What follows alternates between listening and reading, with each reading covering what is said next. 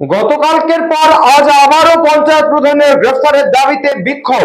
সন্দেশখালী ২ নম্বর ব্লকের বেরমজুর ২ নম্বর পঞ্চায়েতের প্রধান হাজী সিদ্দিক মোল্লাকে গ্রেফতারের দাবিতে এবং অপসারণের দাবিতে বিক্ষোভ বাগদিপাড়ার মোড়ে। প্রধান হাজী সিদ্দিক মোল্লা পঞ্চায়েতে অনেক দুর্নীতি করেছে এবং টাকা তছরূপ করছে, এই মর্মে পঞ্চায়েতের বেশ কিছু মেম্বার এবং গ্রামবাসীরা বিভিন্ন সরকারি দপ্তরে লিখিত অভিযোগ দায়ের করেন।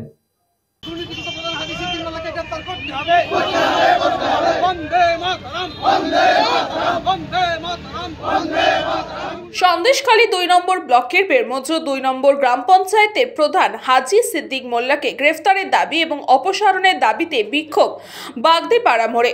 প্রধান হাজী সিদ্দিক মোল্লা পঞ্চায়েতের অনেক দুর্নীতি করেছে এবং টাকা তছরূপ করেছে, এই মর্মে পঞ্চায়েতের বেশ কিছু মেম্বার এবং গ্রামবাসীরা বিভিন্ন সরকারি দপ্তরে লিখিত অভিযোগ দায়ের করে। অভিযোগের ভিত্তিতে সরকারি আধিকারিকরা পঞ্চায়েতে এসে প্রধানকে নিয়ে একটি বৈঠকও করে পঞ্চায়েতে, কিন্তু সেখানে প্রধান হাজী সিদ্দিক মোল্লা সরকারি আধিকারিকদের সাথে বাজে ব্যবহার করে, তাদেরকে বাজে ভাষায় কথাও বলে, এমনকি তাদের হাত পা কেটে নেওয়ার হুমকিও দেয় বলে অভিযোগ। এই ঘটনার প্রতিবাদে এবং প্রধানকে গ্রেফতারের দাবিতে আজ বিক্ষোভ করা হয় গ্রামবাসীদের পক্ষ থেকে। হাজী সিদ্দিক মোল্লা দুর্নীতিগ্রস্ত প্রধান, লক্ষ লক্ষ টাকা, কোটি কোটি টাকা আত্মসাৎ করেছেন কাজ না করে। সেই জন্য আমরা এই অবরোধ করেছি যাতে হাজী সিদ্দিক মোল্লার অবিলম্বে অ্যারেস্ট করা হোক, এই স্বার্থে অ্যারেস্ট করেছি।